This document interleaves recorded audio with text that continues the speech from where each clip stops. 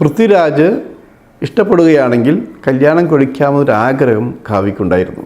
അന്ന് മുതൽ ദിലീപിൻ്റെ ശത്രു ലിസ്റ്റിലാണ് പൃഥ്വിരാജ് വിട്ടത്. അന്ന് മുതലാണ് ഇവരുടെ പ്രണയം സത്യമാണ് എന്ന തോന്നലുണ്ടാക്കിയത്. നമസ്കാരം. ഹേമ കമ്മിറ്റി റിപ്പോർട്ട് പുറത്തു വന്നതോടെ സിനിമാ മേഖലയിലെ ഇതുവരെ കേൾക്കാത്ത അപസർപ്പക കഥകൾ കൂടി മലയാളി കേൾക്കേണ്ട അവസ്ഥയിലെത്തി. എന്തായാലും ഇതിനൊക്കെ വഴിത്തിരിവായ ചില സംഭവങ്ങൾ ദിലീപും നടിയെ ആക്രമിച്ച കേസും ഒക്കെയാണ് എന്ന് എല്ലാവർക്കും അറിയാം. അങ്ങനെ ദിലീപിൻ്റെ ആ കേസും അങ്ങനെ നടിയെ ആക്രമിച്ച കേസ് വരുന്നതും WCCയുടെ പിറവിയും പിന്നീട് ഹേമ കമ്മീഷൻ നിലവിൽ വരുന്നതുമൊക്കെ എല്ലാവർക്കും അറിയാവുന്ന കഥ. എന്നാൽ അതിൽ നിന്ന് വ്യത്യസ്തമായി മറ്റൊരു കഥ കൂടിയുണ്ട്. ദിലീപും കാവ്യ മാധവനും തമ്മിലുള്ള പ്രണയവും തുടർന്നുണ്ടായ സംഭവ വികാസങ്ങളും അവരുടെ വിവാഹവും എല്ലാം നമുക്കറിയാവുന്നതുപോലെ തന്നെ. എന്നാൽ ദിലീപിനെ കൂടാതെ പൃഥ്വിരാജിനോട് പ്രണയം തോന്നിയിരുന്ന കാവ്യയെക്കുറിച്ച് നിങ്ങൾക്കറിയാമോ? അതെ, പൃഥ്വിരാജിനോടും കാവ്യയ്ക്ക് പ്രണയം തോന്നിയിരുന്ന ഒരു ഘട്ടത്തിൽ നിന്ന് വെളിപ്പെടുത്തുകയാണ് രത്നകുമാർ പല്ലിശ്ശേരി എന്ന മുതിർന്ന സിനിമാ മാധ്യമ പ്രവർത്തകൻ. മാത്രമല്ല, മീശമാധവൻ എന്ന സിനിമയിൽ അദ്ദേഹം പറയുന്നു, ആ സിനിമയിൽ ഓട് പൊളിച്ച എത്തി മീശമാധവൻ എന്ന ദിലീപിന്റെ ക്യാരക്ടർ കാവ്യ മാധവന്റെ അരയിൽ കിടക്കുന്ന അരഞ്ഞാണം പൊട്ടിച്ചു കൊണ്ടുപോകുന്നത് ഉൾപ്പെടെയുള്ള ചില ഇന്റിമേറ്റ് സീനുകൾ എടുത്തത് ദിലീപിന്റെ നിർദ്ദേശപ്രകാരമായിരുന്നു. അത് എഴുതി ചേർക്കപ്പെട്ടതാണ്. അങ്ങനെയുള്ള ചില സുപ്രധാന കാര്യങ്ങൾ കൂടി അദ്ദേഹം പറയുകയാണ് അദ്ദേഹത്തിന്റെ വാക്കുകളിലേക്ക്. മീശമാധവൻ സക്സസ് ആയെങ്കിലും വേറെ അതിലയാൾ ശരിക്ക് ദിലീപ് സൂപ്പർ സ്റ്റാർ എന്ന് പറഞ്ഞു വന്നൊരു സിനിമയാണ് മീശമാധവൻ. നിഗ്രഹിക്കാനും രക്ഷിക്കാനും ശക്തനായി ദിലീപ് വളർന്നൊരു സിനിമ. ആ സിനിമയിൽ രസകരമായ ഒരു സംഭവം, ദിലീപിൻ്റെ പ്രണയം സത്യമാണെന്ന് പത്രങ്ങളടക്കം പറഞ്ഞു വരുത്തിയ ഒരു സംഭവം ആ സിനിമയാണ് മീശമാധവനാണത്. ലാൽ ജോസാണ് സംവിധായകൻ. അയാൾ സുഹൃത്ത്, ഇഷ്ടപ്പെട്ട ആൾക്കാരാണ് എഴുതുന്നതും. അതിൽ 1-2 സീൻ നിർബന്ധപൂർവം എഴുതി ചേർപ്പിച്ചത് ദിലീപാണ്. സിനിമ കാണുന്നവർക്കറിയാം, വീടിൻ്റെ മുകളിൽ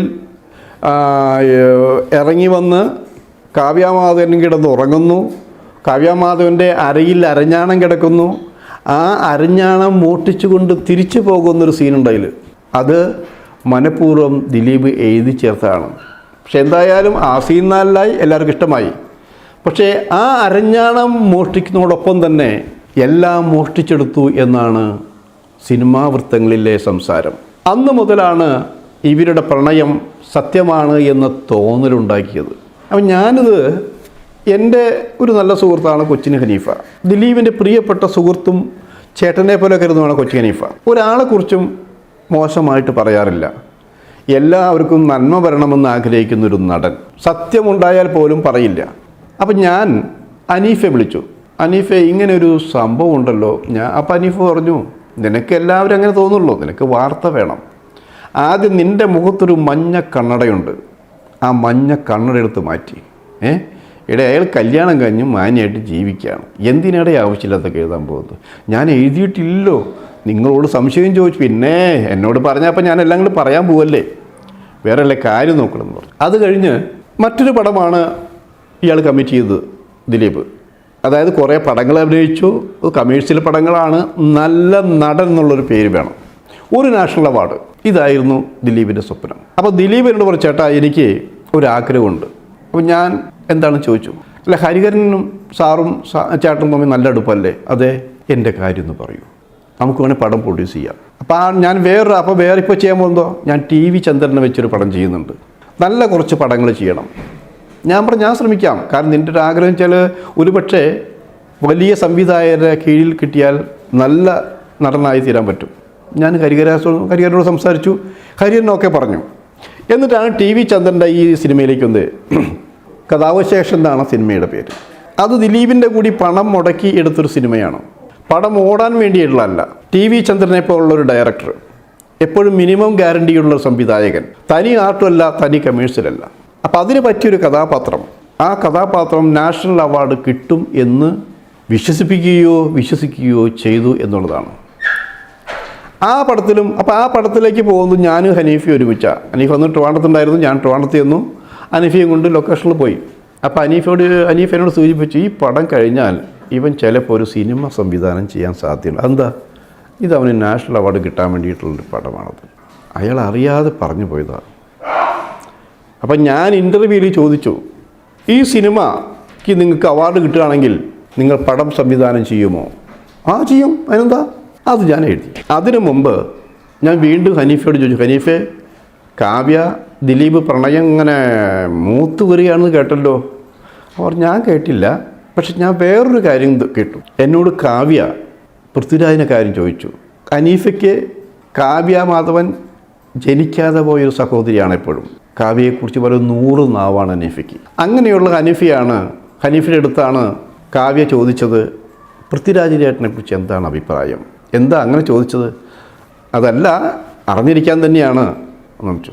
പിന്നീടാണ് കാവ്യയുടെ മനസ്സിലിരിപ്പ് മനസ്സിലായത്. പൃഥ്വിരാജ് ഇഷ്ടപ്പെടുകയാണെങ്കിൽ കല്യാണം കഴിക്കാമെന്നൊരാഗ്രഹം കാവ്യക്കുണ്ടായിരുന്നു.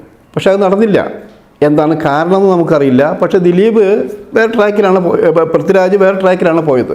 പക്ഷെ എന്തായാലും ആ സംഭവത്തിന് ശേഷം എന്തൊരു സംഭവിച്ചു? ദിലീപും പൃഥ്വിരാജും തമ്മിൽ മാനസികമായി അകന്നു എന്നുള്ളൊരു സത്യം. അത് എന്തിൻ്റെ പേരിലാണെന്ന് പറയാൻ പറ്റില്ല. അന്ന് മുതൽ ദിലീപിൻ്റെ ശത്രു ലിസ്റ്റിലാണ് പൃഥ്വിരാജ് വിട്ടത്. അത് പിന്നെ നമുക്കെല്ലാവർക്കും അറിയാവുന്ന കാര്യങ്ങളാണ്. പൃഥ്വിരാജിന് പടങ്ങൾ കൂവി തോൽപ്പിക്കാൻ ശ്രമിക്കുന്നു, അങ്ങനെ ചെയ്തു, ഇങ്ങനെ ചെയ്യിക്കുന്നുള്ളത്. ഇതിനിടയ്ക്കും കൂടി തിരിച്ചു വരട്ടെ. കുഞ്ചാക്കോ ബോബനെ തകർക്കാൻ വേണ്ടി ദിലീപ് മറ്റൊന്ന് 2 പേരെ കണ്ടെത്തി. ആ പാവത്താനെ പടങ്ങൾ കുറച്ചു. കുറേ കാലം അജ്ഞാതവാസത്തിന് കുഞ്ചാക്കോ ബോബനെ പറഞ്ഞയച്ചു എന്നുള്ളത് സത്യമാണ്. റിയൽ എസ്റ്റേറ്റും മറ്റും നടത്തി കുഞ്ചാക്കോ ബോബൻ സിനിമയുടെ ഒരു കാലഘട്ടം തള്ളി നീക്കി എന്നുള്ളതാണ്. ഇനി ഞാൻ പറഞ്ഞു വരുന്നത് ദിലീപ് ശക്തനായതിനു ശേഷം തുടങ്ങിയ കളികളെക്കുറിച്ചാണ്. ആ കളിയിൽ വീണു പോയത് ഒരു സംവിധായകനാണ്, ശാന്തിവിള ദിനേശ്. എനിക്ക് നല്ല അഭിപ്രായമുള്ളതാണ്. ഒരു പത്രപ്രവർത്തകനാണ്, മെഗാ സീരിയലുകൾ ചെയ്തിട്ടുണ്ട്. മലയാള സിനിമയിലെ കുറേ വലിയ സംവിധായകരോടൊപ്പം അസോസിയേറ്റായിട്ട് പ്രവർത്തിച്ചിട്ടുണ്ട്.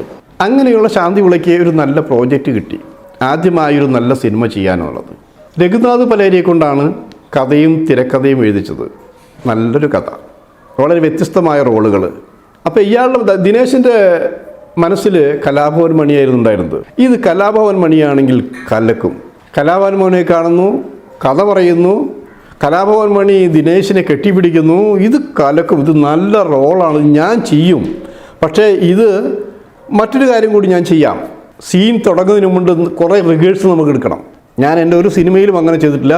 കുറേ റിഹേഴ്സൽ എടുത്ത് ചെയ്യണം. കാരണം എനിക്കിത് നഷ്ടപ്പെട്ടു പോയ പല അവാർഡുകളും കിട്ടാൻ സാധ്യതയുള്ള കഥാപാത്രമാണെന്ന് പറഞ്ഞ് ഉറപ്പിച്ച് അഡ്വാൻസ് വാങ്ങി ഷൂട്ടിംഗ് ഡേറ്റ് തീരുമാനിച്ച് പോയതാണത്. പിന്നെ ഒരു ട്വിസ്റ്റാണ്, കലാഭവൻ മണി അഭിനയിക്കാൻ വരുന്നില്ല എന്നറിയിക്കുന്നു. കാരണം വ്യക്തമായി പറഞ്ഞില്ല. അതേസമയം മറ്റു ചില പടങ്ങളുണ്ട്, ആ പടങ്ങളും ഈ പടവും ക്ലാഷ് ആവും. അപ്പോൾ അത് ബുദ്ധിമുട്ടാണ് എന്നാണ് പറഞ്ഞത്. എന്നാൽ സത്യം അതായിരുന്നില്ല. അതിൻ്റെ പുറകിൽ ദിലീപായിരുന്നു. ദിലീപാണ് പറഞ്ഞത് ആ സിനിമയിൽ അഭിനയിക്കാൻ പോണ്ട എന്നുള്ളത്. ദിലീപും കലാഭവൻ മണി തമ്മിൽ നല്ല ബന്ധമായിരുന്നു. ആരെതിർത്താലും കലാഭവൻ മണി ദിലീപിനെ എതിർക്കാറില്ല. അപ്പോൾ ദിലീപിനെ പിണക്കണ്ട എന്ന് തീരുമാനിച്ച് കലാഭവൻ മണി ഈ ശാന്തിവിള ദിനേശിൻ്റെ സിനിമയിൽ നിന്ന് ഒഴിവാകുന്നു എന്നുള്ളതാണ്. അപ്പോൾ ശാന്തിവിളയെ ആലോചിച്ചു, മറ്റുള്ളവരും ആലോചിച്ചു. ദിലീപായിട്ട് വലിയ പ്രശ്നങ്ങളൊന്നുമില്ല. പിന്നെ ദിലീപിൻ്റെ ശത്രു ലിസ്റ്റിൽ പെടാൻ കാരണം എന്താണെന്നുള്ളതാണ്. അപ്പോഴറിഞ്ഞത് അമ്മ എന്നുള്ള സംഘടനയെ സപ്പോർട്ട് ചെയ്തുകൊണ്ട് ദിനേശ് സംസാരിച്ചിട്ടില്ല എന്നാണ് പറഞ്ഞു കേട്ടത്. സത്യമാണോ അല്ലേ എന്ന് എനിക്ക് ആ ഒരു ചെറിയ വൈരാഗ്യം മനസ്സിൽ വെച്ചുകൊണ്ടാണ് ശാന്തിവിള ദിനേശ് പടം ചെയ്തപ്പോൾ മണിയെ മാറ്റി നിർത്തിയതും ആ പടം തകർക്കാൻ നോക്കിയതും. പക്ഷേ പടം തകർന്നില്ല. സമയത്ത് തന്നെ തുടങ്ങി. അതിലെ ലാല് ആ റോൾ ചെയ്തു. 2 റോളും ചെറുപ്പക്കാരനായും പ്രായമുള്ള റോളുകൾ ലാല് ചെയ്തു. അപ്പം അങ്ങനെ ഒരേ സമയം തൻ്റെ പ്രണയവും പ്രതികാരവും ദിലീപ് സജീവമാക്കി തുടങ്ങി എന്നുള്ളതാണ് സത്യം.